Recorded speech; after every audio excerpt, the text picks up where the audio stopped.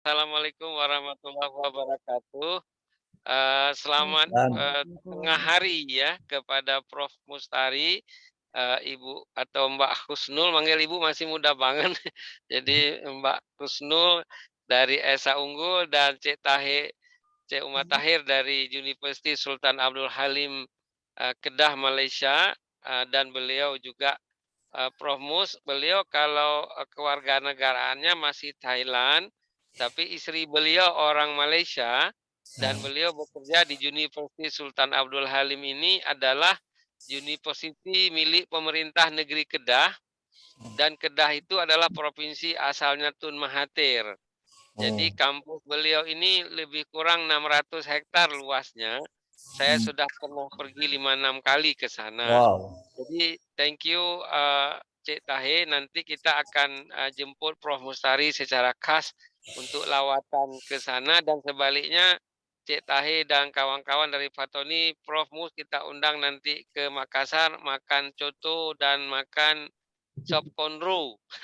Masya Allah. Jadi sop konro itu Ya, Cik Tahe adalah sop yang digunakan rusuknya lembu. ah, Oh, enak itu. Enak, very khas Ah, itu. Aroy Di mak-mak. Roy mak ya, Aroy mak. iya, mantap itu. Oleh karenanya kita akan memulai event sekarang pada pukul 2:15 setelah kita berbuat skit di Indonesia pukul 3:15 di Malaysia dan 2 juga 15 di Thailand dengan sama-sama berdoa menurut keyakinan masing-masing. Berdoa dipersilahkan. Bismillahirrahmanirrahim.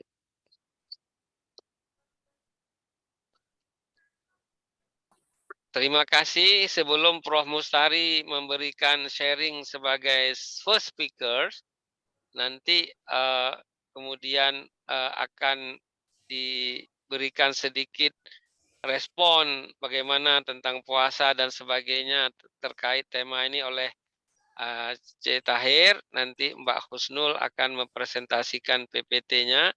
Maka kita akan lihat dulu Prof. Mus satu video official yang seperti biasa setiap acara ini kita tayangkan hanya dalam 3 menit. Kang Indah bilang will be to share. Prof. Mus, itulah sedikit perkenalan tentang ASEAN Lecturer Community Platform yang Prof. Mus bisa mengunjunginya di www.aseanlecturer.com.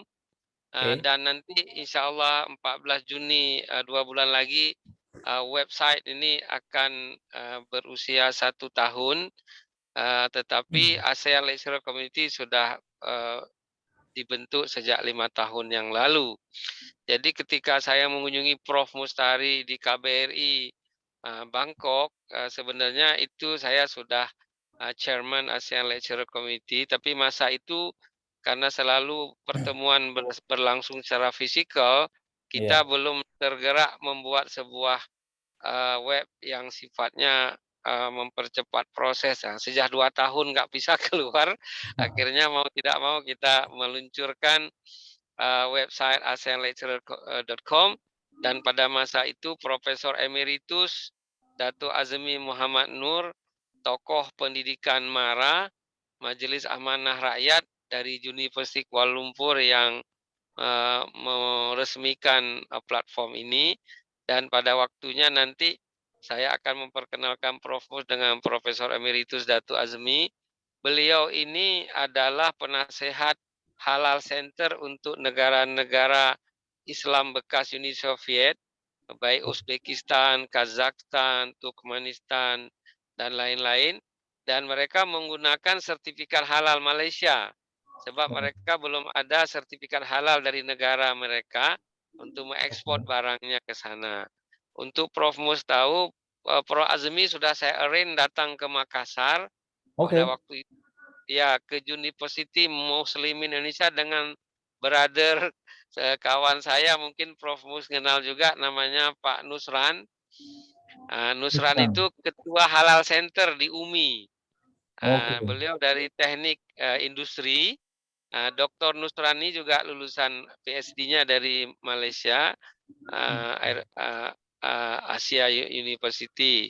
Okay, Prof. Mus, just know time issue. around 30 minutes for you sharing, and then Okay. after you sharing, Mr. Cik Tahir will be to respond about puasa and so on in Thailand, Oh, Malaysia. okay. And after Cik Tahir, Ibu Husnul will be to share his point. After that, the participant can do question and answer after all the speakers sharing. Usually like it, Prof. Mus, time is your now, please. Terima kasih. Datuk Syahrul, Datuk Reza, apa Ah, PPT saya saya bisa dengar di suaranya, share? saya pakai gelas supaya lebih handsome dari Prof. Mus sedikit lah. Iya. PPT saya bisa di share? Oh boleh, Kang Indah Gumilang, mungkin boleh dibantu sharing the PowerPoint of Prof. Mus yang sudah saya hantar ke Prof. Tapi ke Indah. Tapi sebelumnya Prof. Mus boleh tuh saya hello. Ini banyak Ya. mahasiswa ETA unggul dari Mbak Husnul Jakarta, ada Baik. mahasiswa Institut Setiami kampus saya juga, Baik. dan mungkin beberapa dari luar negara kita. Silakan. Baik. Bismillahirrahmanirrahim. Assalamualaikum warahmatullahi wabarakatuh. Selamat ya. Good afternoon everybody.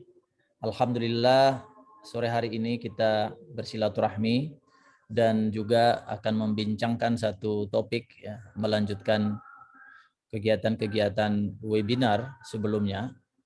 Sampai hari ini saya merasa senang sekali karena bisa sharing dan pastinya saya akan belajar dari semua yang hadir pada acara ini. Saya juga sangat senang bisa berjumpa dengan Datuk Dr. Muhammad Tahir, kemudian juga Kun Husnul Fatonah. Di Malaysia dipanggil Kun ya. Di Thailand, sorry. Lalu saya juga senang berjumpa dengan teman-teman Pak Indah Gumilang dan juga adik-adik mahasiswa dari Esa Unggul, mahasiswa dari Prof. Reza, kemudian juga tuan-tuan, puan-puan dari Malaysia, dari Thailand.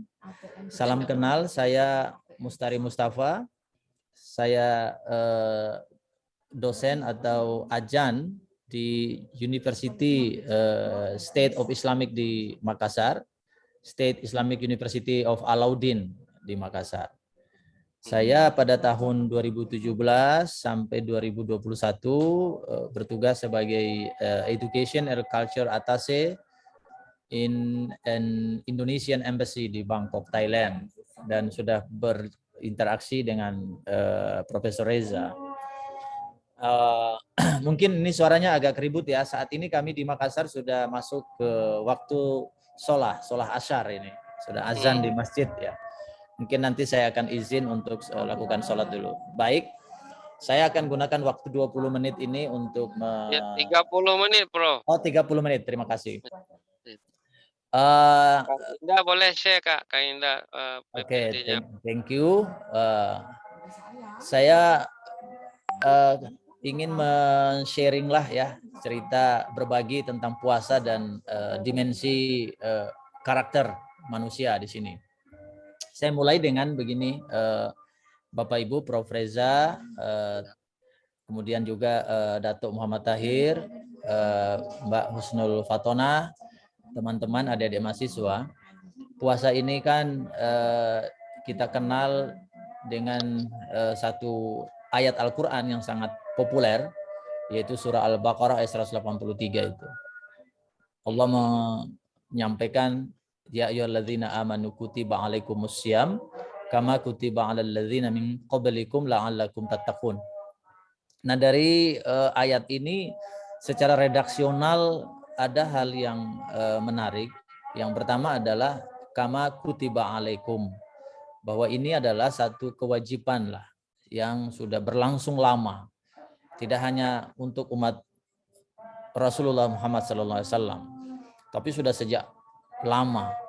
Bahkan sejak Nabi Adam itu sudah ada perintah puasa.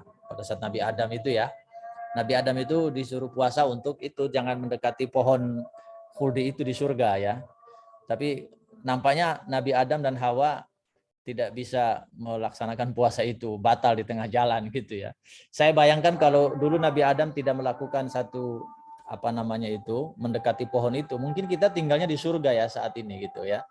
Tapi karena Nabi Adam ya melakukan itu, maka kita jadilah keturunan Adam di muka bumi ini gitu. Mungkin juga itu merupakan skenario from Allah Subhanahu wa taala, ya kan? Tapi ya saya bayang aja kalau tidak melanggar, kita hidup di surga dengan penuh fasilitas gitu. Ya. Itu yang pertama, ya. Lalu yang kedua adalah ini tentang la'allakum tattaqun. Jadi kata la'alla ini saya baca beberapa literatur. La'alla ini kan satu hopeless, ya kan? Hopeless atau expectation dari Allah Subhanahu wa taala. Jadi Allah itu berharap kepada kita yang berpuasa agar kita menjadi orang yang bertakwa atau hubungan kita dengannya itu terpelihara. Kita tidak jauh-jauh lah dengan Allah ya. Tidak jauh dengan Allah itu saya maknai sebagai hidup yang penuh dengan sifat-sifat Allah, sifat pengasih, sifat saling menyapa, sifat saling membangun katakanlah collaboration ya, sifat saling membangun network ya, silaturahim. Itu sifat-sifat Allah. Allah baik dengan alam semesta ini. Allah memberi kita angin, udara, matahari, air secara gratis ya. Ini adalah sifat Allah yang ada dalam pendidikan atau training puasa ini agar kita dekat dengan Allah. Di saat kita merasakan lapar, ya itu berarti kita ada pendidikan agar kita bisa membayangkan gimana dengan saudara-saudara kita yang lapar. Berarti kita harus ya memiliki sifat untuk berbagi kepada yang lain. Demikian juga kalau kita haus dan seterusnya itu.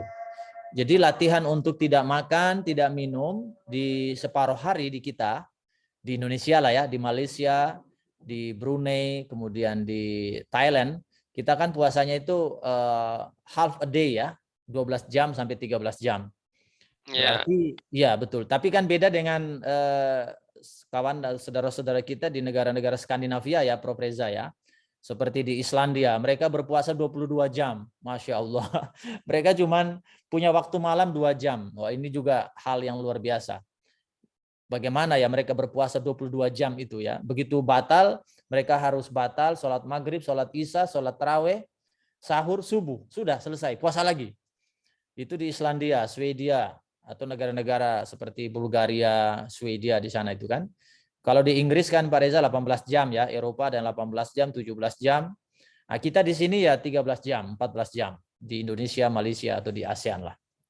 Nah, tapi intinya adalah puasa itu memberikan satu edukasi bahwa kita harus mengambil atau menyerap sifat-sifat Allah yang baik itu. Karena Allah baik dengan kita, Allah baik dengan alam semesta. Allah tidak pernah membenci orang-orang ya, meskipun orang itu katakanlah jelek, orang itu tidak sehat, orang itu tunanetra, difabel, tapi Allah kan senang semua. Allah memberi dia hidup. Itu artinya bahwa kita juga tidak boleh punya perasaan, sikap untuk membeda-bedakan. Misalnya ada orang yang kita anggap jelek, kotor, bau, lalu kita anggap, wah ini kamu ini. Tidak boleh, karena Allah membiarkan dia hidup. Nah, ini adalah salah satu ajaran puasa yang harus diambil oleh insan manusia seperti kita. Nah, berapa hari kita puasa? Allah sendiri mengatakan bahwa cuma beberapa hari, ayyamam ma'dudat. Jadi 30 hari ini bagi Allah cukup untuk membuat kita bisa peroleh sifat-sifat baik itu. Memperoleh karakter-karakter yang positif yang kita ambil dari Allah Subhanahu wa taala. Jadi hemat saya tidak memberatkan gitu. Next slide. Nah, 30 hari ini saya melihatnya berhubungan dengan dua unsur dalam diri kita, yaitu unsur iman dan nafsu. Dalam diri kita itu ada penyatuan iman dan nafsu, yaitu dalam satu gumpal daging ini kata Rasulullah al-mudghah. Mudghah ini kan kalau dia soleh, maka soleha kulluhu jasadi. Kalau daging itu baik, maka jasad kita keseluruhannya akan baik, yaitu adalah hati. Nah, dalam hati itu ada penyatuan dua unsur lagi, yaitu iman dan nafsu. Iman ini adalah tubuh rohani. Iman itu apa namanya, dia bertumpu pada alam sebelum kehidupan, alam primordial. Jadi iman itu sudah ada sebelum kita lahir gitu. Karena ditiupkan. Saya identikan iman itu dengan roh yang ditiupkan itu. Alastu birabbikum qalu bala syahidna. Itu adalah tubuh iman, jiwa rohani. Sedangkan nafsu adalah tubuh jasmani, yaitu tubuh yang bertumpu pada alam sesudah kehidupan, alam kultural, alam makan, alam minum, alam kesenangan-kesenangan kepada duniawi itu. Nah, di dalam hadis ini kita bisa baca bahwa sesungguhnya dalam tubuh manusia ada segumpal daging tadi itu ya. Ada apa namanya itu? Ya. Iza solihat jasadi, ya, betul ya. Maka solihat abduhu jasadi kulluhu alahiyal qalbun. Dia adalah qalbu, hati manusia. Ini hadis sahih, ini diriwayatkan oleh Imam Bukhari dan Muslim. Next slide. Nah, before slide, sebelumnya. Before, Kang Indah mundur satu. Oke. Nah, nafsu itu dikenal, saya melihatnya Prof. Reza, Bu Husnul dan Pak Muhammad Tahir. Nafsu itu kita sering menyebutnya sebagai energi. Ya, dia adalah energi ya, membuat orang bisa majulah ya, bisa bertindak, bisa bersikap. Tetapi dia memiliki dua kecenderungan, dia memiliki dua kemungkinan, yaitu positif dan negatif begitu ya. Kalau dia bentuknya energi positif, maka apa yang akan kita alami adalah pikiran positif, tindakan positif, ya, cara berpikir positif, begitulah. Keseluruhan hidup kita itu positif. Tetapi kalau negatif itu kan kejadian juga ada. Jadi kejadian itu adalah orang yang mudah emosi, dia misalnya tidak mendapatkan salary, ya dia sudah emosi. Berarti ini adalah energi-energi negatif. Nah, saya ingat dengan pembagian nafsu menurut seorang filosof, sekaligus seorang sufi, Imam Al-Ghazali. Beliau menjelaskan ada 3 lah karakter nafsu itu, ada 3 frekuensi nafsu itu, yaitu nafsu an-nafs al-mutmainnah, ini cenderung positif, mutmainnah ini. Dan yang kedua adalah an-nafs lawamah, ini between, dia di tengah-tengah, Pak Reza ya. Dan ya, yang paling rendah itu adalah nafs al-amarah itu. Nah, kalau al-mutmainnah itu dia ikut dengan iman ini, bisikan iman yang diikuti. Jadi dikendalikan oleh iman, oleh wahyu, oleh kekuatan rohaniyah dia begitu. Kalau nafsu lawamah, ini dia seringkali mengikuti akal, bisa juga mengikuti hawa nafsu yang dipengaruhi oleh setan atau iblis ya. Kalau amarah, ini amarah ini sudah sangat dia ya. Dia pokoknya yang tadi itu emosi, suka marah lah begitu ya. Nah ini. Nah Imam Ghazali menggambarkan bahwa nafsu ini adalah sesuatu yang paling besar di hidup kita, itu nafsu. Nah, bukan yang berat ini, bukan utang, bukan sakit, bukan tiada uang, tiada istri, tiada anak, itu tidak berat menurut Al-Ghazali. Tetapi yang paling besar di dunia ini adalah nafsu itu sendiri. Nafsu adalah hal penentu dalam diri manusia. Kalau ingin bahagia yang hakiki, kendalikan nafsu. Kalau ingin celaka, ya turuti hawa nafsu. Jadi kata mengendalikan ya, how to manage our nafsu, itu adalah kunci, the key of our happy life begitu ya. Tapi kalau ingin katakanlah celaka, ya maka kita we just follow our nafsu. Nafsu kita bilang kawin lagi, ikuti saja begitu ya. Kalau nafsu bilang ambil uang itu walaupun bukan punya kita, ikuti semua itu. Celakalah hidup kita. Jadi the point is pengendalian hawa nafsu. How to manage our nafsu is the key our life menurut Imam Ghazali. Oke, slide. Nah, di sini kata Rasulullah dalam sebuah perang, ini kita tahu semua ini hadis ini ya, Pak Tahir, Ibu Husnul dan adik-adik mahasiswa. Ada hadis Nabi itu yang terkenal sekali. Ketika beliau perang Badar, itu kan umat Islam menang waktu itu ya. Itu perang besar ya, perang di Madinah itu. pada saat mereka euforia terhadap perang itu, Rasulullah melihat kesenangan para sahabat, lalu Rasulullah mengatakan, raja'tum min jihadil aswar ila jihadil akbar. Nah, kata para sahabat, wa ma jihadul akbar ya Rasulullah? Kata Rasulullah, faqala jihadul nafsun. Nah, ini memang mengagetkan ya para sahabat lah begitu ya. Ini kita sudah pulang dari perang besar, tetapi kok Rasulullah menganggapnya itu adalah jihad yang kecil gitu. Dan kita akan menuju ke jihad yang besar. Justru jihad yang besar itu adalah memerangi hawa nafsu itu. Nah, tentu bagi kita nafsu yang kita perangi itu adalah nafsu al-amarah tadi. Kalau kita menggunakan kerangka Imam Al-Ghazali. Sebab ada nafsu yang baik kan, nafsu mutmainah ya, tentu kita tidak perangi, kita harus membangun partnership dengan nafsu. Karena kita tidak boleh juga tidak punya nafsu kan. Nafsu kan energi tadi kan. Kalau tidak energi, ya macam mana kita mau bisa maju kan? Karena kalau kita tidak punya nafsu, ya kita boleh disebut malaikat lah. Malaikat kan tidak punya nafsu. Semuanya mereka itu hanya berzikir kepada Allah. Itu karena tidak punya nafsu. Semuanya dari dulu sampai kiamat, malaikat itu ya pekerjaannya monoton.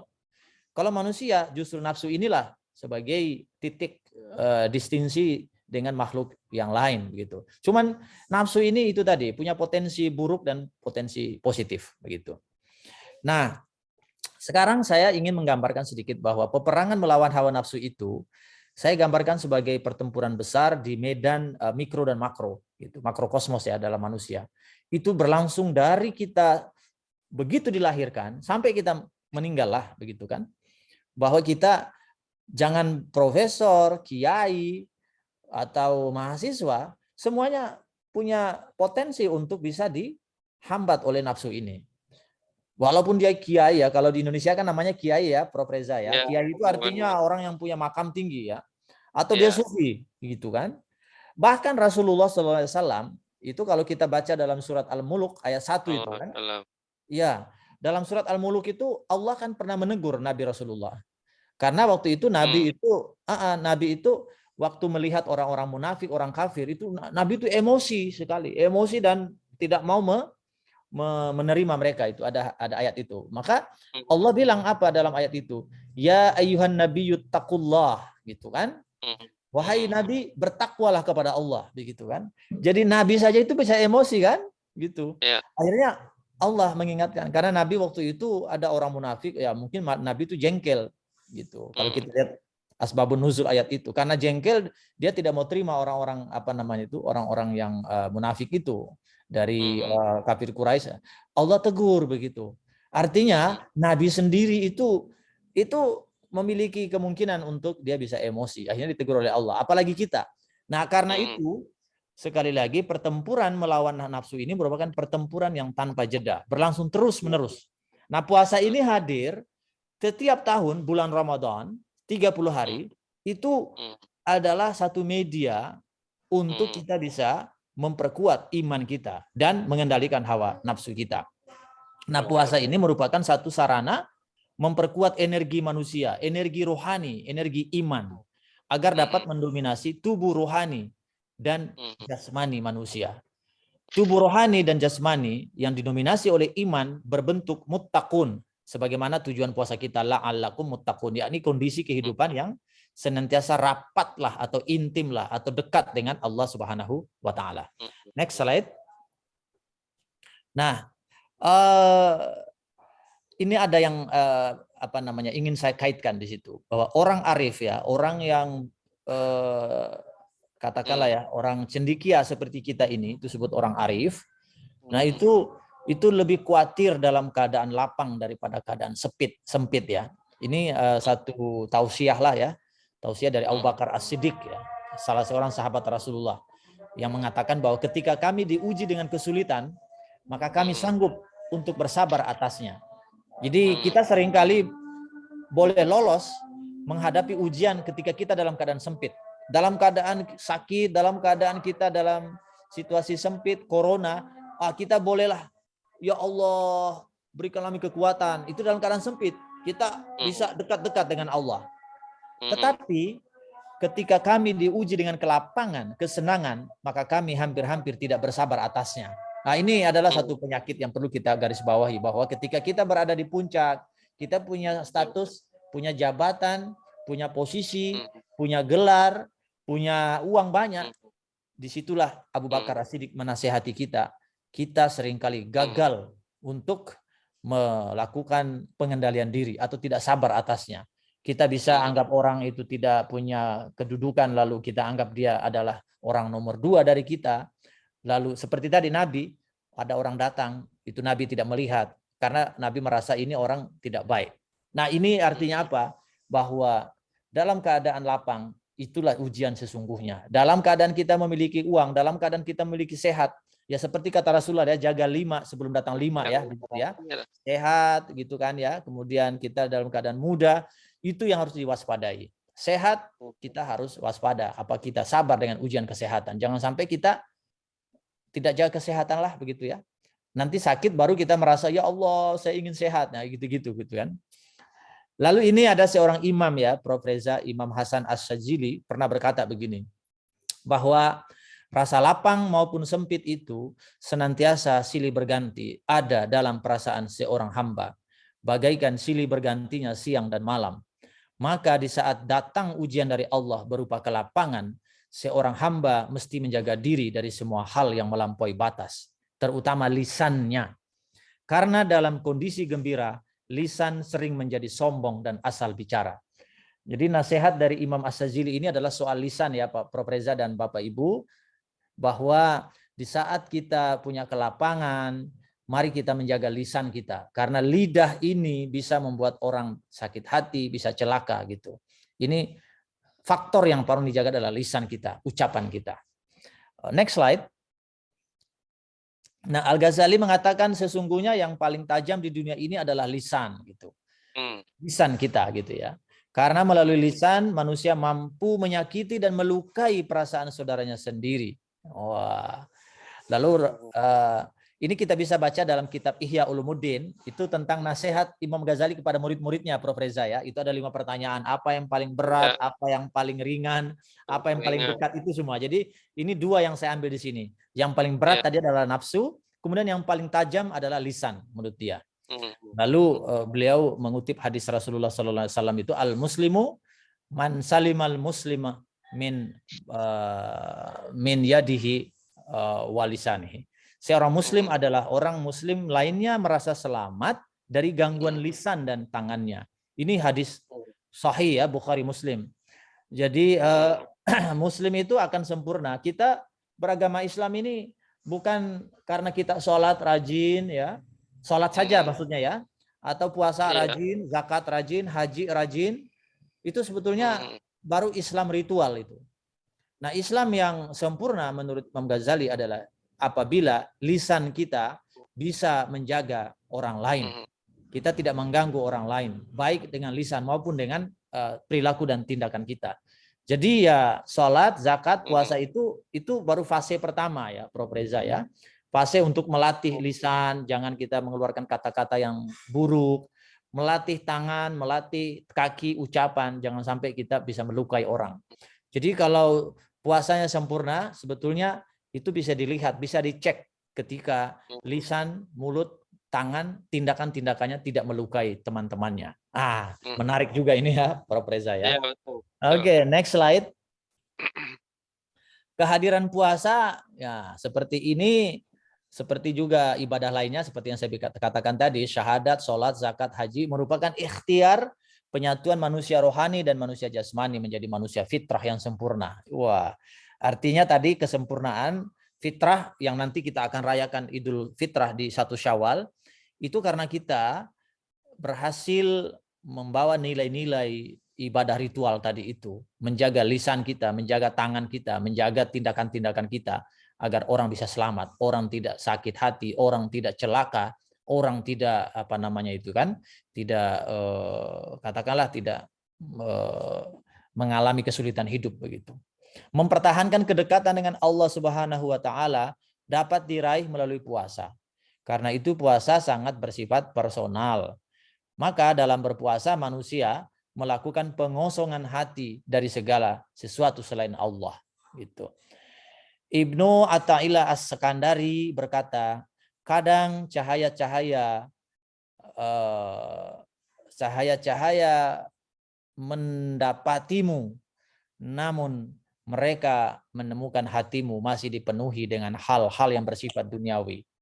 Maka cahaya-cahaya itu kembali ke tempat semula. Oleh karena itu, kosongkan hatimu dari segala sesuatu selain Allah.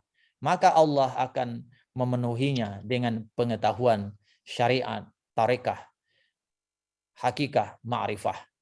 Kosongkan hatimu serupa dengan bebaskan dirimu dari kebersamaan selain kebersamaan dengan Allah Subhanahu wa taala. Jadi puasa ini adalah kita melatih diri atau kita meniadakan diri, latihan ketiadaan sebetulnya ya. Latihan ketiadaan, yaitu kita kan tiada makan, tiada minum, tiada ini, tiada itu. Maka sesungguhnya kita melatih diri untuk tiada. Ini menghadirkan yang betul-betul ada, yaitu Allah Subhanahu wa taala. Tujuannya adalah agar kita betul-betul tersifati oleh sifat-sifat Allah. Masya Allah. Next slide. Kebebasan bersama Allah itulah kebebasan yang sebenarnya. Karena melalui puasa, manusia dibebaskan dari kebahagiaan karena hanya sekedar makan, minum, jabatan, hura-hura, dan lain-lain. Justru kemampuan mengendalikan itu semualah kebebasan yang sesungguhnya. Kemerdekaan yang harus, yang bersifat universal. Gitu kan. Di situ dalilnya ini ya, surat Ar-Rum 30. Fa'aqim wajhaka lid-dini hanif fitratallah ya. Fataranasi 'alaiha. Jadi kalau puasa itu Pak Reza, saya bayangkan ada orang begini Pak Reza, teman-teman saya ini, yang perokok ini. Dulu dia waktu belum puasa, dia itu kalau habis makan jam 7 malam, ya dia dinner ya, biasa jam 7. Pasca dinner, after dinner, dia duduklah di depan teras rumahnya. Lalu dia mintalah kopi segelas, kopi, lalu dia nyalakan rokok 2 batang. Itu baru dia merasa sempurna hidupnya. Dan dia boleh berkata bahwa aduh saya kalau tidak merokok, habis makan tidak rokok, tidak kopi segelas, saya jadi bodoh mendadak katanya. Iya. Begitu juga kalau pagi-pagi ada orang sarapan dengan segelas kopi dan dia bisa bekerja dengan baik. Kalau tidak minum kopi, tiba di kantor dia katakan aduh saya ini katakanlah tidak bergairah ini. Gitu. Nah, ini sebetulnya adalah terjajah oleh nafsu gitu ya. Jadi nafsu makan tadi itu ya, atau kita diikat oleh kebiasaan-kebiasaan duniawi tadi, kebiasaan jasmani tadi, kebiasaan kultural, makan, minum, rokok. Kalau tidak rokok kita menjadi terikat. Nah, puasa justru datang untuk mengganti kebiasaan itu. Kita makan di jam sahur. Setelah makan sahur, kita sudah mulai beribadah kepada Allah Subhanahu wa taala hingga kita iftar, kita berbuka puasa.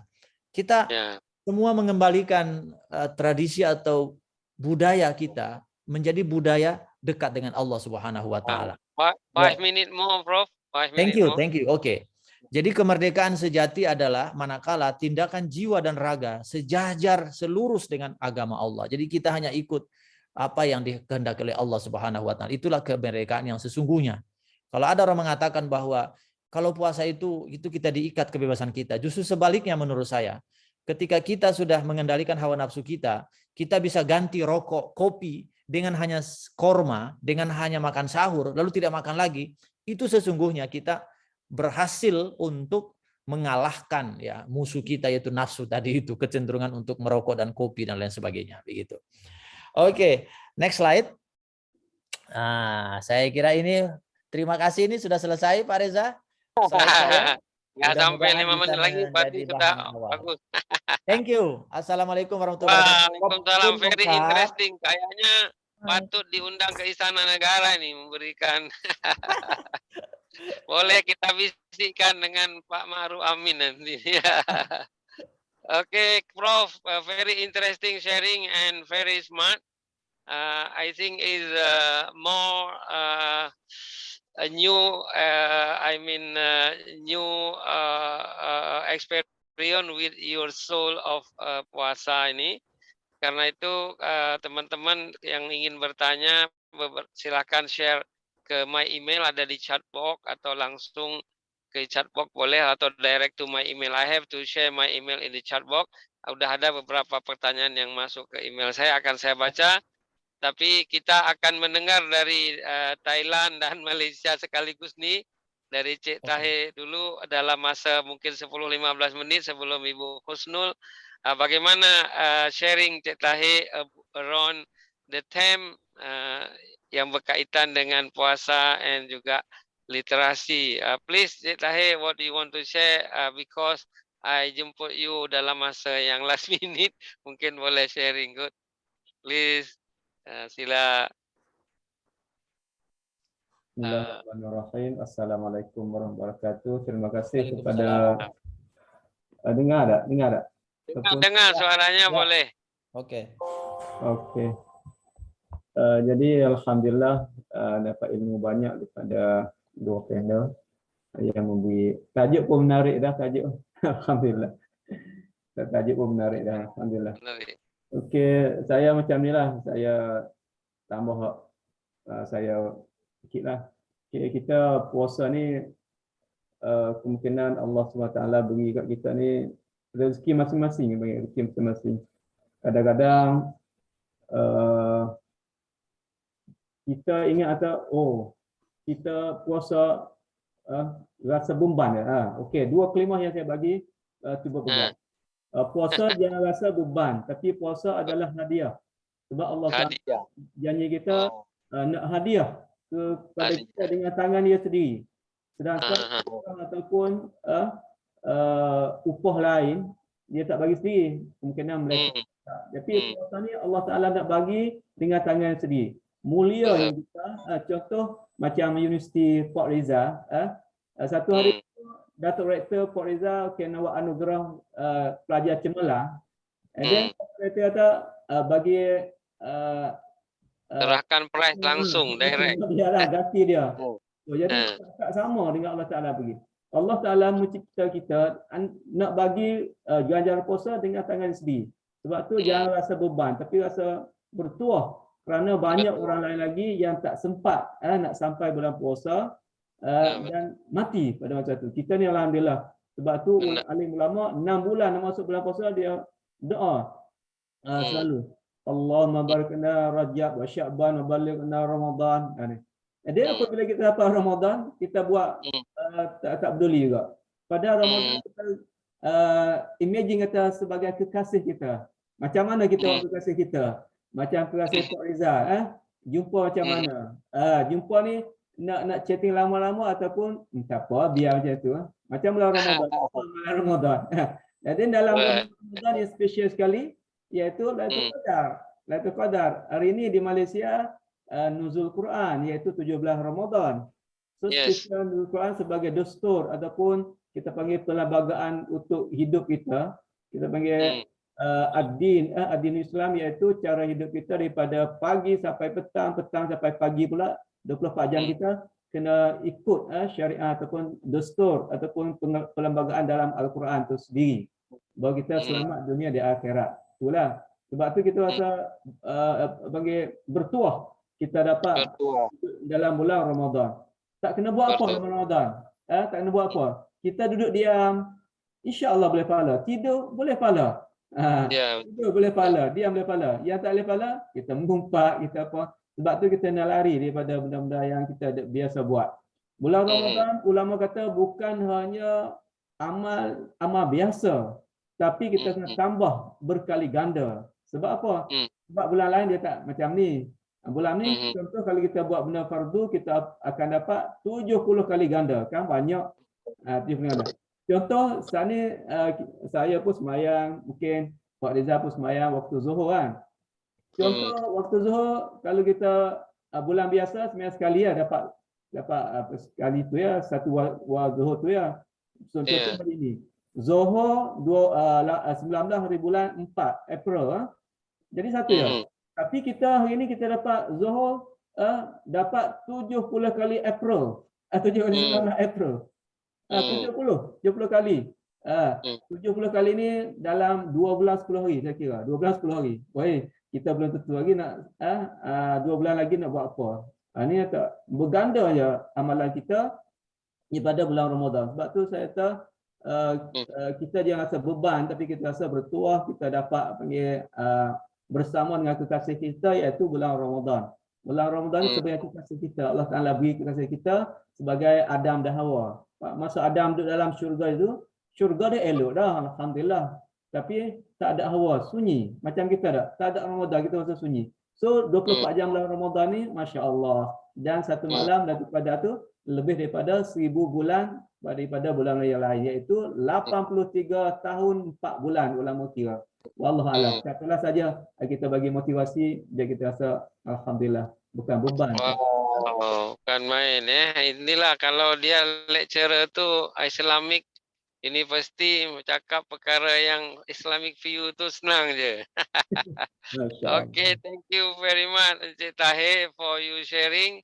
And now we can to look Ibu Husnul Fatona will be to sharing about literacy, because literacy is very important just now for the young generation.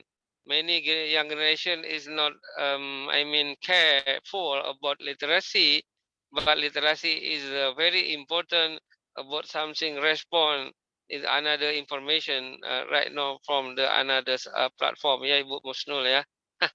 Time is your now Bu Husnul, silakan sharing. Ya. Ya, terima kasih. Saya izin share screen ya. Ya, tentu saja. Oke, sekarang sedang pusing dia punya tayangannya. Ya, sudah sangat jelas literasi sastra dalam pengembangan karakter siswa. Oke. Ya, bentar, maaf. Tunggu. Ini Ibu Husnul ini adalah favorit lecturer in Esa Unggul Education Faculty. Enggak juga sih Prof ya. Begitu bocorannya. Okay. Ya sudah saya buka ya. Bismillahirrahmanirrahim. Assalamualaikum warahmatullahi wabarakatuh. Selamat siang menjelang sore nih ya kalau di Jakarta. Ya benar. Selamat sore. Ya, salam sejahtera bagi kita semua. Semoga hari ini kita dalam kondisi yang sehat ya, sehat, masih semangat, dan insya Allah lancar rezekinya. Amin. Yang saya hormati Bapak Asosiat Profesor Teguh Syahrul Reza, yang saya hormati Profesor Dr. Mustari MPD, yang saya hormati Bapak Dr. Muhammad Thohir C. Umar PhD, dan juga hadirin ya teman-teman mahasiswa gitu ya yang sudah berkenan hadir dalam acara ini nih. Diskusi, kita akan berbagi ilmu di sini ya Prof ya, sharing gitu. Ya. Iya, tadi sebelumnya saya sudah menyimak juga nih materi yang menarik ya dari Prof Mustari dan juga Pak Dr. C. Umar ya. Nah, kalau saya lihat temanya nih ya, kan temanya itu tentang puasa, kemudian ada pembangunan karakter dan juga literasi. Nah, tadi di awal sudah dijelaskan berkaitan dengan ternyata karakter itu karakter manusia gitu ya, insan. Itu bisa dilihat ketika seorang itu sedang berpuasa. Nah, arahnya ke sana. Nah, sekarang saya coba melihat karakter dari sisi yang lain gitu. Saya melihat pembangunan karakter atau pembentukan karakter, kemudian literasi. Nah, saya berpikir, mungkin literasi sastra nih masuk di situ ya. Nah, ya jadi dasarnya seperti itu. Nah, tapi sebelum kita lebih lanjut ya, memahami literasi sastra itu yang seperti apa, nah, kita pahami dulu bersama-sama nih konsep dari literasi. Nah, seperti yang tadi Prof. Reza katakan bahwa literasi itu masih menjadi hal yang penting ya untuk dibahas nih hingga saat ini nih. Nah, karena memang tingkat literasi kalau untuk di Indonesia sendiri siswa-siswa itu masih kurang nih hingga saat ini. Nah, apa sih yang disebut dengan literasi gitu? Apakah literasi hanya sebatas membaca atau menulis atau bagaimana gitu? Para ahli banyak menyebut konsep atau definisi tentang literasi, tapi di sini saya coba mengambil literasi dari Kemendikbud ya. Nah, dari Kemendikbud mengatakan bahwa literasi itu kemampuan mengakses, memahami, dan menggunakan sesuatu secara cerdas melalui berbagai aktivitas. Bisa membaca, bisa menulis, menyimak, berbicara, itu semua bagian dari literasi. Nah, ada 3 kata kunci di sini. Kemampuan mengakses. Maksudnya apa? Literasi di sini bertujuan agar orang-orang rajin mencari bahan bacaan dari informasi yang diperoleh.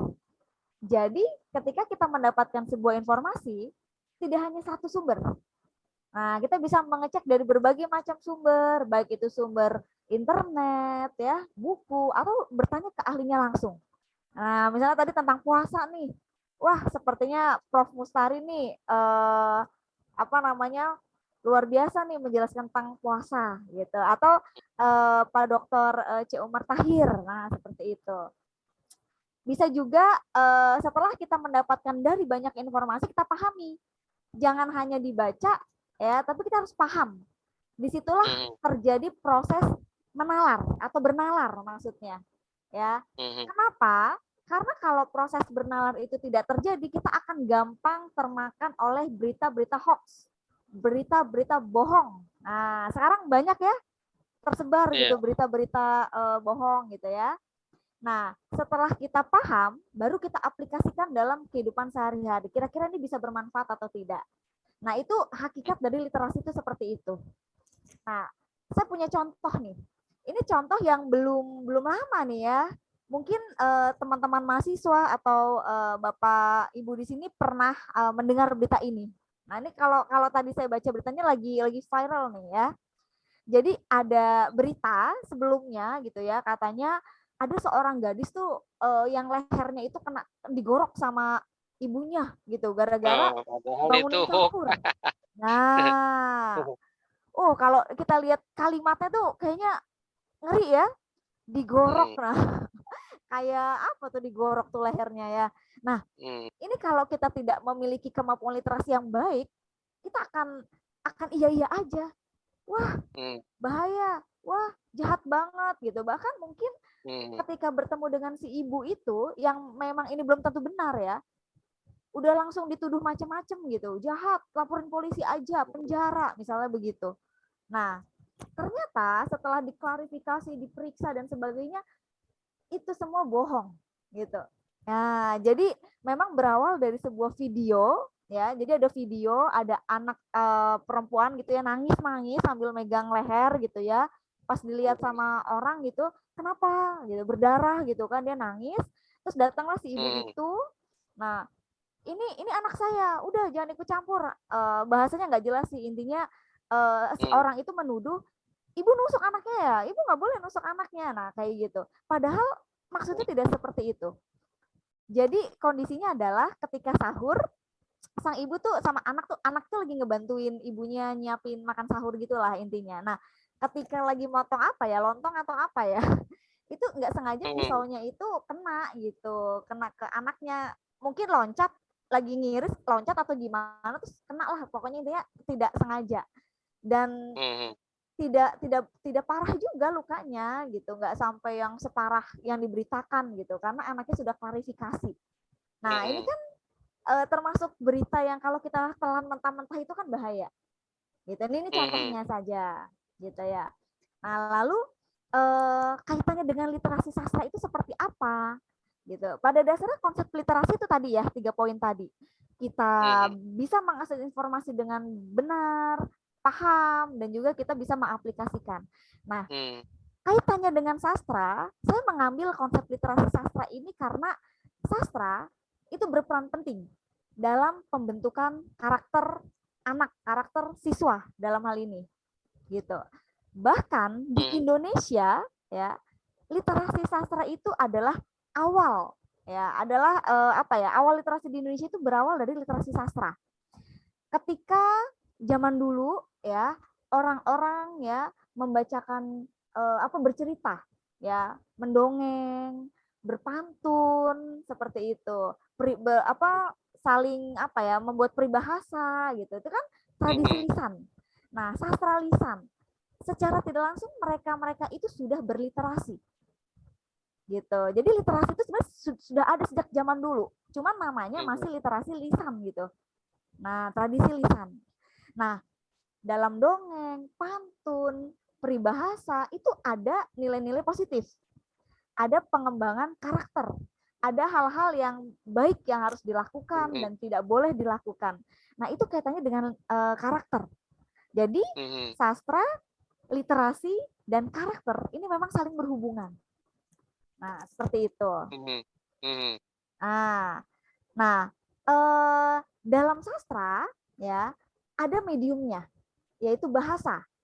Bahasa berperan penting gitu ya bagi bagi pembentukan kosakata seorang anak gitu.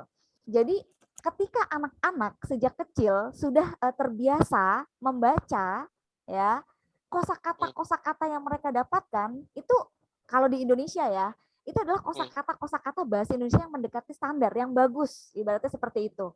Nah, jadi ketika anak itu tidak suka membaca, ya, misalnya dia lebih suka nonton sinetron atau misalkan main game, itu kan kadang ada bahasa-bahasa yang entah dari mana dia dapat dan dia nggak tahu artinya, dia sebutkan gitu aja dan ternyata itu bahasa yang kasar. Nah, tapi ketika dia membaca buku, membaca karya sastra, itu asupan kosakatanya berbeda. Seperti itu.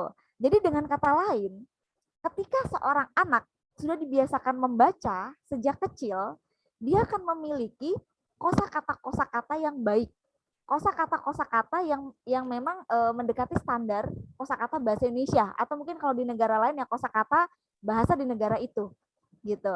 Nah, jadi bahasa Indonesia merupakan salah satu pintu masuk gitu ya, agar anak itu bagus dalam membaca, bagus dalam berbicara, dan bagus dalam menulis. Nah, kira-kira gitu kaitannya nih, ya Prof ya, ya Bapak Ibu, rekan-rekan mahasiswa, ya. Nah, kenapa sih kok harus sastra gitu? Karena tanpa kita sadari, hampir semua profesi itu menganggap sastra, jenis karya sastra atau bentuk-bentuk karya sastra itu sebagai sebuah kesenangan. Saya suka membaca novel, saya suka mendengarkan orang berpuisi, saya suka mendengarkan orang berpantun, itu bagian dari sebuah kesenangan. Jika seseorang senang bersastra, nah seorang itu juga sebenarnya sedang menyenangi sebuah kegiatan literasi. Nah, seperti itu. Jadi ketika anak-anak ya baru belajar membaca, biasanya yang disodori, yang diberikan oleh orang tuanya adalah buku-buku cerita. Nah, ada dongeng, ada mungkin majalah-majalah anak. Nah, itu bagian dari produk karya sastra. Kalau Cek Tahir dikasih pantun.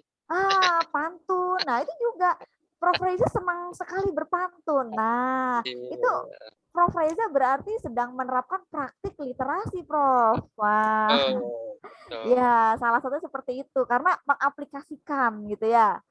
Nah, jadi arahnya ke sana. Gitu. Nah, jadi misalnya kalau ditanya, sastra itu apakah hanya puisi? Apakah hanya cerita? Enggak. Bentuknya banyak. Nah, puisi pun ada jenisnya lagi. Puisi Ebit BGAD. Itu syair, puisi lama. Ya kan? Saya suka membuat syair. Wah, berarti dia senang terhadap puisi, bentuk-bentuk puisi lama. Rumput yang bergoyang. Wah, itu diksinya diksi-diksi sastra banget itu ya, Prof ya. Seperti rumput yang bergoyang gitu ya. Iya. Nah, drama, teater, nah itu juga bagian dari bentuk sastra. Dan isinya itu adalah teks. Teks di sini bisa teks lisan, bisa teks tulisan. Nah, teks-teks ini adalah sarana dari literasi. Gitu. Dan kalau dikaitkan dengan pendidikan karakter, nilai-nilai dalam pendidikan karakter itu ada semua di dalam karya sastra. Gitu ya. Oke, pantun misalnya. Pantun juga banyak nilai-nilai positif ya, Prof ya? Dari pantun ya, Prof? Benar. Iya. Benar sekali. Iya, ada pantun nasihat, ada pantun jenaka, pantun agama. Perkawinan orang Betawi juga ada itu. Pantun perkawinan. Palang pintu. Bisa nyatain nggak, Prof? Palang pintu itu pasti cari kayu dulu saya baru bisa. Oh iya, palang pintu itu bagian dari budaya, sastra ya, dan juga memang banyak nilai-nilai di situ tuh ya. Nah, seperti itu kira-kira. Itu jadi apa ya? Pengembangan karakter seseorang itu bisa dilihat dari banyak sisi gitu. Ya. Salah satunya dengan membaca sastra ini, membaca karya sastra, literasi sastra. Seperti itu. Nah, ini contohnya nih, ya. Jadi ketika misalkan anak membaca gitu ya, atau dibacakan cerita, dibacakan dongeng ya, legenda tentang Malin Kundang. Siti Nurbaya, Siti Nurhaliza nggak termasuk ya? Siti Nurhaliza, Siti Nurhaliza penyanyi. Ya. Siti Nurbaya yang masuk. Nah, itu banyak nilai di situ. Oh, kita nggak boleh kasar dengan orang tua. Kita harus menyayangi orang tua. Kita harus kalau di novel Mata nih misalnya kita harus mencintai lingkungan. Harus menghargai tradisi yang ada di daerah-daerah tertentu gitu. Dan sebagainya gitu ya. Nah, ini sarana gitu. Dengan kita membaca atau senang dengan karya-karya seperti ini secara tidak langsung, itu tumbuh dalam diri kita. Kita lebih peka sama orang. Lebih bisa simpati, lebih bisa empati. Kalau kata dosen saya nih Prof ya, andaikan orang-orang di pemerintahan gemar membaca sastra, niscaya yang namanya korupsi itu bisa dihindari. Wah. Dan pelayanan makin humanis. Karena hatinya bergejolak gitu. Aduh, saya mau korupsi tapi aduh gimana ya gitu ya. Nah, jadi memang penting juga nih kita untuk suka membaca buku-buku sastra nih sebenarnya, karena dari tokoh-tokoh yang hadir di buku-buku itu kita dapat banyak pelajaran di situ ya. Kalau Laskar Pelangi nih, ini kan meskipun novel lama, tapi masih itu bestseller dalam 13 bahasa apa diterjemahkan. Nah, iya, masih dipakai gitu. Sampai sekarang tuh masih berasa gitu manfaatnya. Gimana berjuangnya seorang anak dari daerah terpencil, Belitung untuk bersekolah gitu kan, dengan fasilitas yang terbatas. Nah, guru-gurunya. Saya sudah pergi Bu Husnul ke situ. Oh, luar biasa Prof. Ketemu dengan Andrea Hiratanya. Ada museum sekarang, museum Laskar Pelangi di Belitung itu. Wah, luar biasa. Kalau ketemu lagi titip salam ya, Prof.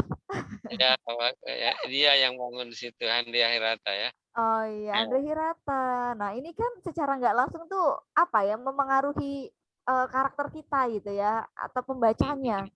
Minimal jadi renungan lah. Orang mengenal Belitung gara-gara film itu kan, sehingga Belitung jadi maju pariwisata. Dampaknya luar biasa gitu. Padahal hanya dari novel, dari buku. Nah, semacam itu. Atau yang suka puisi mungkin bisa baca kumpulan puisinya Sapardi Djoko Damono, almarhum sih, belum lama beliau sudah berpulang ya. Nah, ini juga bagus gitu. Atau suka berteater, banyak kumpulan naskah-naskah teater dan sebagainya, drama gitu. Nah, inilah kira-kira. Nah, kemudian kadang yang jadi masalah di sekolah itu gimana sih caranya supaya siswa tuh senang membaca sastra. Ini anak nggak suka baca gitu kan, apalagi dikasih bacaan buku-buku sastra misalnya begitu. Nah, ada beberapa tips ya kalau menurut saya. Pertama, gurunya harus senang baca dulu. Ya kan? Nah, kalau gurunya tidak suka membaca, bagaimana cara dia itu menarik minat membaca siswanya? Nah, atau kalau di rumah orang tuanya suka baca gitu. Nah, jadikan sebuah membaca itu sebagai kegiatan yang sangat menyenangkan. Misalnya, habit, betul. Ibu baru saja membaca sebuah buku ini, gitu. Wah, di dalamnya luar biasa. Ada cerita bla bla bla bla, gitu kan. Begitu pula besoknya begitu lagi. Nanti si anak akan berpikir, kayaknya ibu pinter banget ya. Kok bisa pinter sih? Ya, baca gitu. Ini baca buku, jadi pintar gitu misalnya. Nah, seperti itu. Nah, setelah gurunya senang membaca, kenalkan. Nah, sama seperti kalau kita mau mendekati orang gitu ya, Prof ya. Kenalan dulu gitu ya, PDKT dulu. Nah, tak kenal maka tak sayang, seperti itu ya. Nah, kenalan nih sama karya sastra. Ada puisi, ada drama, ada cerita-cerita, novel. Nah, setelah kenalan, kita ajak gitu. Membaca bersama, nonton. Nah, nonton teater misalnya, Prof ya. Iya, benar. Wah, ada drama musikal nih. Kalau anak-anak kan senang seperti itu ya, kita ajak nonton gitu ya. Nanti mereka akan merasakan manfaatnya. Ternyata seru ya. Tenggelamnya kapal Van der Wijk. Wah, itu dari novel luar biasa dari Buya Hamka, Prof Hamka. Sangat bagus itu isinya ya, Prof ya. Nangis saya baca surat dari Hayatinya, Prof. Wow. Ya ampun, nyesek banget gitu ya. Tapi banyak gitu nilai-nilai yang diperoleh di situ. Misalnya kayak ini kan tentang apa ya? Tenggelamnya kapal Van der Wijk itu kan lebih ke cinta bertepuk sebelah tangan ya, Prof? Iya, benar. Ya. Nah, cinta bertepuk sebelah tangan, perjuangannya itu seperti apa? Nilai-nilai perjuangan dalam mempertahankan sebuah hubungan, nah dan seterusnya gitulah. Tapi Tabul Kafi juga menarik kalau mau dibaca di Quran. Nah, literasi dari Al-Quran atau dari kitab-kitab suci itu juga bagus, gitu. Jadi berkaca dari kisah-kisah Nabi, ya. Kemudian misalnya misalnya cerita-cerita ya Islam atau mungkin agama lain juga ya dari zaman dulu itu juga bisa dijadikan bahan literasi yang menarik, gitu. Nilai-nilai karakter bisa diambil dari situ juga, gitu. Nah setelah itu guru memberikan akses nih ke siswa. Nih kalau mau baca, kamu bisa buka link YouTube ini. Kamu bisa baca tuh di perpustakaan yang itu. Kamu bisa unduh aplikasi ini, silakan kamu nulis, silakan kamu baca di situ. Gitu. Nah, ada 6 menit lagi. Oh iya. Pada tingkat yang lebih tinggi, nanti mereka akan bisa menganalisis gitu, akan bisa menafsirkan. Nah, dari karya sastra itu. Nah, ini udah masuk literasi kritis. Gitu. Nah, ini contohnya nih ya. Ini contoh-contoh misalnya cara memperkenalkan literasi ke siswa atau ke anak gitu ya. Ada yang dari YouTube bisa, perpustakaan digital juga bisa. Ini kebetulan mahasiswa saya dia membuat perpustakaan digital ya untuk SMP Imtak Darul Rahim. Good.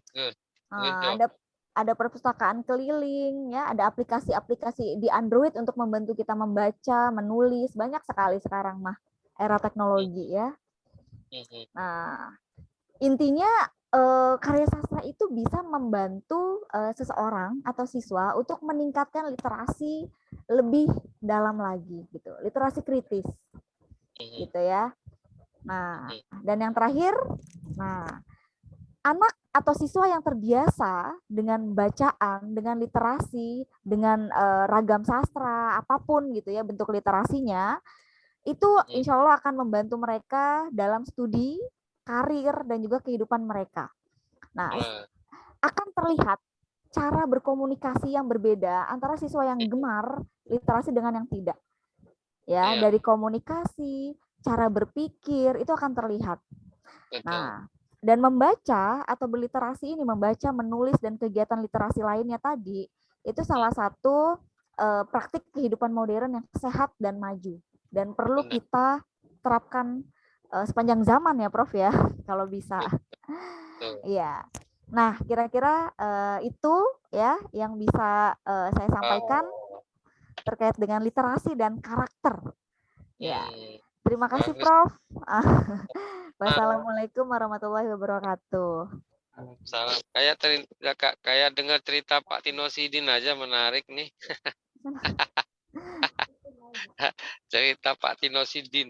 Oh Oke. iya. Terima kasih Mbak Husnul, menarik sekali apa yang disampaikan. Karena bagaimanapun kita adalah manusia yang terdiri dari cipta, rasa, dan karsa. Ya, betul. Maka rasa itu hanya bisa dirasain oleh rasa atau perasaan lain melalui karya-karya sastra. It's good sharing. Sebelum kita masuk ke dalam pertanyaan yang sudah ada dalam email saya, ini kita ingin dengar sebuah habit, kebiasaan. Biasanya orang membutuhkan waktu 30-40 hari. Pertanyaannya, mengapa setelah Ramadan dilalui 30 hari dalam mengendalikan hawa nafsu, tapi lazimnya setelah Ramadan semacam apa yang dilatih 30 hari itu sebahagian orang tanpa bekas. Apa yang keliru sebenarnya dalam proses pembentukan karakter di bulan Ramadan setelah Ramadan berlalu atau after Ramadan? Itu pertanyaan untuk Prof. Mustari yang paling menarik dari sekian pertanyaan yang ada. Saya baca satu-satu saja. Kemudian dari Nita untuk Ibu Husnul, dia bertanya begini, pertama kali Al-Quran turun kan sebenarnya disuruh membaca ya dalam surah Al-Alaq itu. Nah, dan puasa ini sebenarnya kita disuruh membaca dengan bahasa batin, bukan dengan bahasa lisan.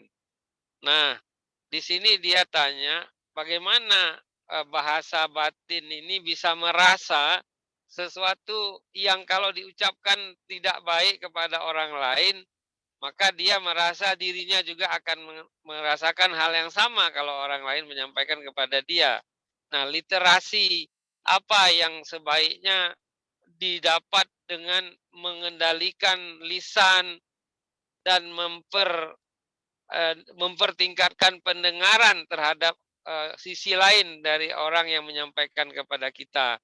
Karena Ramadan ini toh kita dianjurkan untuk sedikit berbicara yang tidak ada gunanya, tapi lebih banyak meningkatkan kapasitas diri. Nah, dari sisi ini mungkin literasi apa yang sebaiknya diasah dan diasih dan diasuh setelah puasa nanti. Itu mungkin untuk Mbak Husnul. Nanti Cik Tahir ditanya di sini, kalau di Malaysia atau di Thailand Selatan itu, apakah tradisi lama terhadap suasana puasa masih terjaga ataukah sudah berubah seiring dengan perkembangan media sosial sekarang ini?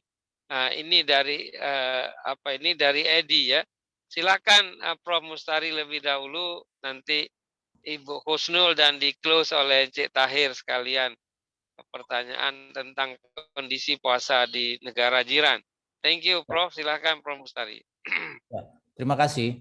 Ini pertanyaan yang sangat sulit dijawab ya, karena membutuhkan satu pengecekan secara akademik ya, secara sains. Kenapa? Tapi mungkin juga nanti Cik Tahir, Mbak Husnul bisa sharing referensi atau satu riset tentang hal ini. Tapi saya punya permenungan ya, ini renungan sederhana saja ini. Bahwa puasa 30 hari ini kan kalau dilaksanakan dengan baik ya, dalam hadis Nabi itu kan man shoma Ramadan imanan wahtisaban. Nah, itu. Siapa orang berpuasa dengan penuh keimanan, iman ya. Iman itu. Wahtisaban, dan berharap hanya untuk memperoleh ampunan atau ridha Allah Subhanahu wa taala. Ini aspek yang saya melihat kalau diterapkan dengan cara setiap kita makan sahur itu kita bawa persepsi kita bahwa ini bukan breakfast biasa. This is not only breakfast. This is ibadah. This is our effort how to special event. Ya. Saya pikir Kalau 30 hari ya, kita merasakan, melakukan breakfast or sahur dengan lillahi ta'ala. Ya Allah, nawaitu sawma an ada ifar syahri Ramadan, hadsanati ta'ala. Maka menurut saya, dia akan pelan-pelan menumbuhkan efek ya, karakter, efek, karena kita ingin menghadirkan. Tadi saya mengatakan bahwa puasa 30 hari itu kan melatih meniadakan diri. Kita melakukan peniadaan selama 30 hari. Peniadaan. Karena kita ingin menenggelamkan, menghilangkan, meniadakan jiwa jasmani, jiwa makan, jiwa minum, jiwa duniawi. Kita ingin menumbuhkan ada yang sebenarnya, yaitu Allah. Kita mulai dari proses la ilah, la ilah, la ilah. Tiada Tuhan, tiada Tuhan. Artinya yang kita tiadakan adalah Tuhan manusia, Tuhan makan, Tuhan minum, Tuhan harta, Tuhan hatta, Tuhan wanita. Illallah. Hanya Allah semata. 30 days. Mulai dari breakfast, sahur, sampai dengan Allahumma lakasumtu, kita berbuka, iftar. Itu bukan dinner. Itu bukan ya how to kita membuat kita kenyang lagi. Bukan. Not only that. This is our ibadah. Kita sama dengan Allahu Akbar. Kabira walhamdulillahi katsira. Kalau kita sholat menyadari bahwa Allahu Akbar, that is declaration. That is perintah ya. Kita ingin saya kecil. Only Allah yang besar. Allahu Akbar. Statement. Yes, and then kabira walhamdulillahi katsira ya, bagi orang yang mazhab Syafi'i ya. Kalau mazhab yang lain kan Allahumma ba'id itu. Kabira walhamdulillahi katsira. That is more, the declaration ourselves is very small in front of Allah. And then we ruku subhanallah azim, we sujud. Itu semua kalau kita sadari bahwa kita sedang berbicara dengan Allah Subhanahu wa taala, maka after salat, assalamualaikum warahmatullahi wabarakatuh. Assalamualaikum. Peace value. After salat, we have to be a peace value. We have to be a peacemaker. Assalamualaikum warahmatullahi. Assalamualaikum warahmatullahi. I think it is similar with puasa. Puasa kalau kita hanya makan pagi ini, tidak ada efek menurut saya. Akhirnya after puasa ya karakter tidak berubah. Karena hanya ya seperti tadi lagunya Bimbo, ada anak yang bertanya pada bapaknya, buat apa kita lapar? Buat apa kita lapar? Ternyata lapar adalah perut lapar, kerongkongan haus, tapi kita menghadirkan Allah Subhanahu wa taala. Taatan. Only that, Profesor. Bagus. Bro, Just contemplation. jadi kita menunjukkan ketaatan. Ketaatan. Penyerahan diri. Very good. Thank you very much, Akang, Prof. Mustari, Encik Tahir. How about pertanyaan tadi? Apakah dekat kampung Thailand sana masih ke berlaku tradisi puasa zaman dulu? Apa sekarang sudah berbeza dengan ada media komunikasi sosial dan sebagainya? Cik, what happened there? Okay, bismillahirrahmanirrahim. Assalamualaikum warahmatullahi wabarakatuh. Terima kasih kepada adik Andy. Eddie. Okay. Kondisi puasa di Selatan Thai adalah seperti saya budak-budak dulu lagi. Iaitu kat Thailand ni dia banyak buat juadah berbuka puasa. Itu boleh tengok dalam YouTube lah tu. Jadi saya pun tak tahu kenapa orang zaman dulu, sejak zaman dulu sampai sekarang suka buat bermacam-macam, panggil kat sana panggil manisan. Manisan untuk buka puasa tu sangat banyak. Dengan berbagai macam tentang dia nak dapat pahala ganda dari yang lain-lain lah. Okey, masih sekarang ni masih banyak lagi tentang kuih-muih tentang tradisional.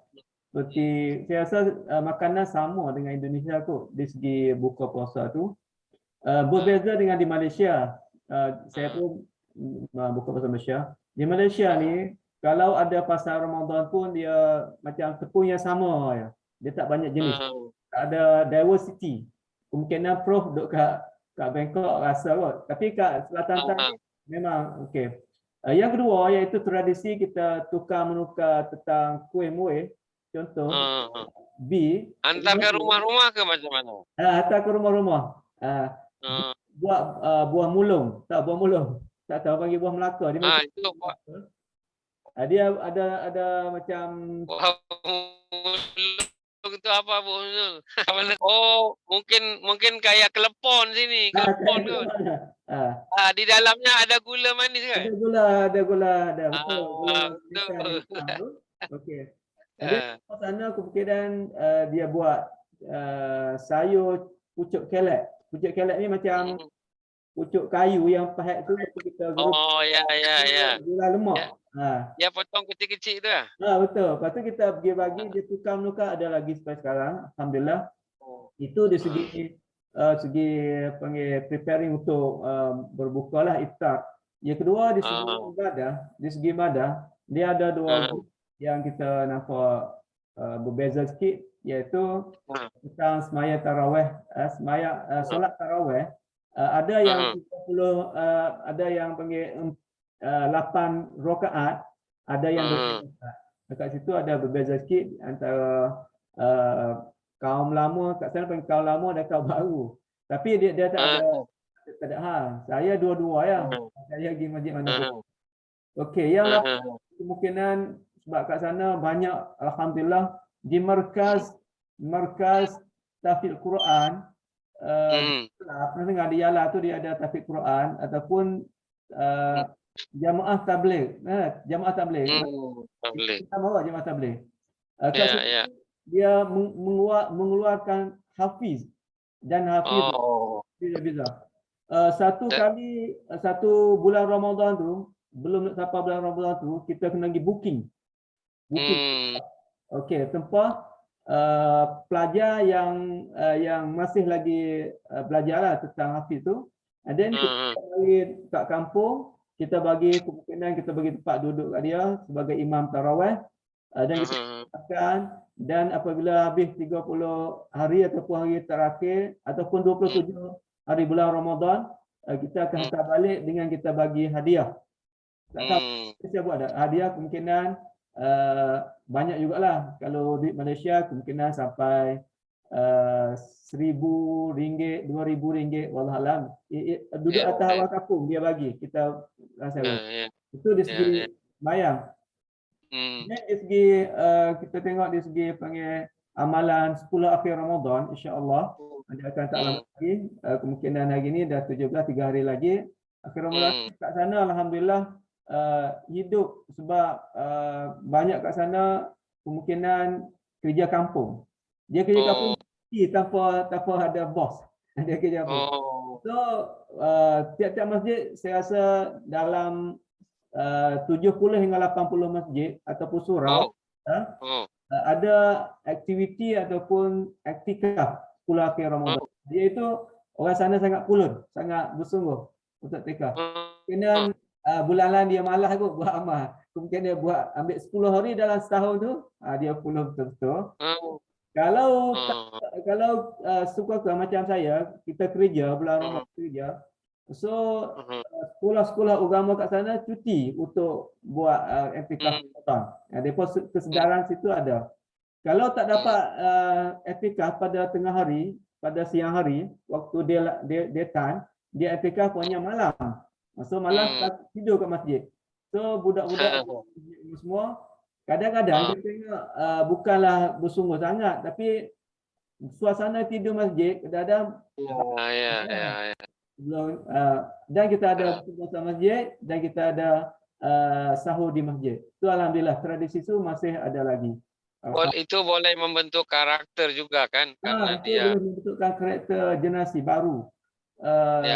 Saya pernah masa saya kat Thailand dulu, pernah bawa budak-budak generasi yang sekolah rendah dan sekolah menengah, hampir penuh masjid saya, penuh. Tak ada tempat, nak cari tempat tidur tu susah. Sebab masjid. Tapi kita kena fahamlah, tidur, makan, tapi ada amalan tu kurang juga. Kita kena waktu subuh buat kejut. Atau makan sahur, kejut makan. Macam tu lah. Dan dia pun tak bangun juga. Tapi Alhamdulillah, at least dia memang suka bagi tidur masjid. Walaupun tidur, hanya tidur, tu saya kata hanya tidur etikaf, dia dapat pahala. Wallahualam. Andy, mungkin ada banyak lagi kita boleh sembang kok, insya-Allah. Jadi daripada saya yang tak baik daripada saya dan baik daripada Allah Taala. Okey, sekali saja Jadi terjadi perkawanan dan persahabatan di 10 terakhir dan saya minta di sini dulu Pak Riza. Boleh, karena you nak beli itu kan apa itu kan iftar kan. Okey. Selamat buka puasa. Ada salah-salah dan insyaallah sawadikap. Assalamualaikum. Sawadikap. Okey, Mbak Husnul, apa jawaban atas pertanyaan tadi terkait literasi tapi dengan cara mengendalikan lisan dan sebagainya tadi, silakan. Iya, pada dasarnya literasi itu kan jenisnya banyak ya, Prof ya. Jadi ada ya. KI sangat concern tentang kecerdasan literasi. Iya, ada literasi baca tulis, literasi matematika, literasi ya pokoknya ada banyak lah. Nah, kalau konteksnya Ramadan atau puasa, itu kan memang kebanyakan literasi yang dilakukan literasi yang berkaitan dengan agama ya, atau bisa kita sebut dengan literasi agama. Nah, bentuknya seperti apa? Misalnya kayak tradisi tadarus Al-Quran, itu bagian dari literasi gitu ya. Kemudian mendengarkan ceramah agama, itu sudah sedang melaksanakan kegiatan literasi juga. Termasuk menghitung zakat ya, literasi finansial. Iya. Jadi banyak sekali gitu. Nah, jadi kalau misalnya dikaitkan dengan jadi intinya begini, kalau setelah puasa apakah kita masih bisa berliterasi? Ya tentu saja gitu ya.